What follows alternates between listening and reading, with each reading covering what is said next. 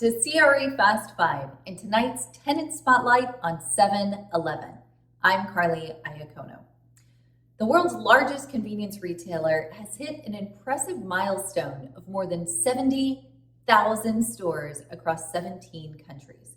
What started as a basic ice house in Dallas, Texas in 1927 has evolved to become one of the most successful and prolific retailers in the world.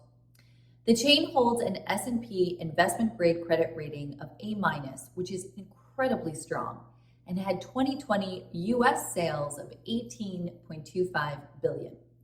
Of course, the success is really no accident.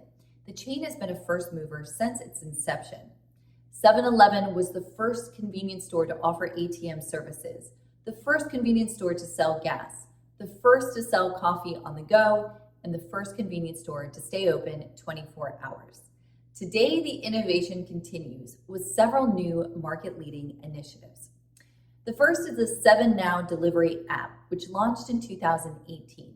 Delivery sales grew by 500% in 2020, and the COO said, as a consequence, we got so bullish about it, we went from 2,000 stores by the end of 2020 to close to 4,000 stores delivering today. Delivery is promised in 30 minutes or less, and customers can choose from over 3,000 different items, 24 hours a day.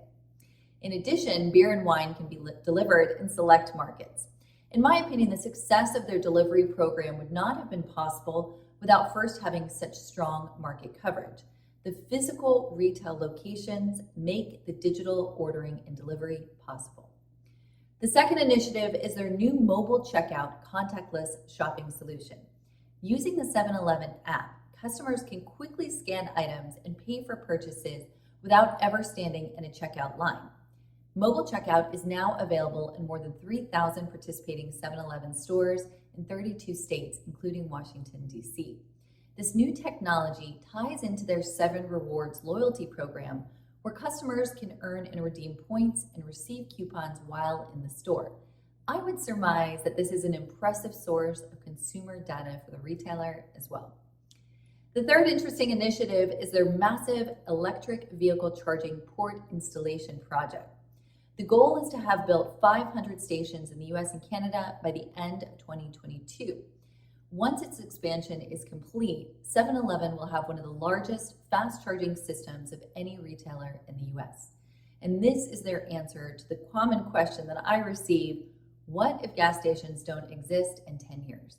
7-Eleven is ready either way. So these new initiatives are wonderfully forward-thinking, but they're not the biggest 7-Eleven news of late. In May 2021, 7-Eleven completed the largest acquisition in sector history with its $21 billion acquisition of Speedway. The Speedway portfolio adds approximately 3,800 stores across 36 states in the US and adds significant coverage in the Midwest and East Coast.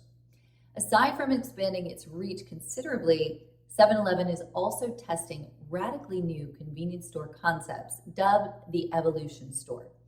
Think of these stores as experiential testing grounds for the retailer's latest innovative technologies, new drink concepts, and in-store restaurant ideas. No two Evolution stores are the same, and they're tailored to the communities that they serve. Unique offerings include premium cigars and a cedar-lined humidor, artisan craft sodas, handmade tortillas, wine cellars, and more. The Evolution Store concept debuted last year in New York City, Washington, D.C., and San Diego.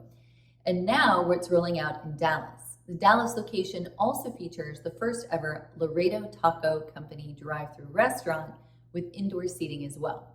So this marks the first time that 7-Eleven has operated a company-owned drive-thru restaurant at one of its stores. Now today, 7-Eleven is rolling out 2 additional on-site restaurant concepts: Parlor Pizza and Raise the Roost Chicken and Biscuits.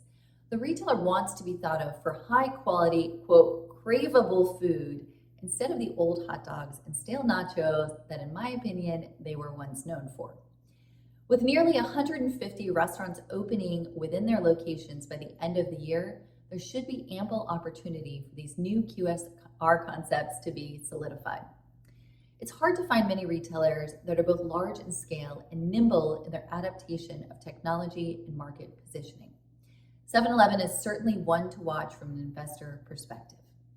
That was CRE Fast 5. I'm Carly Iacono. I'll see you soon.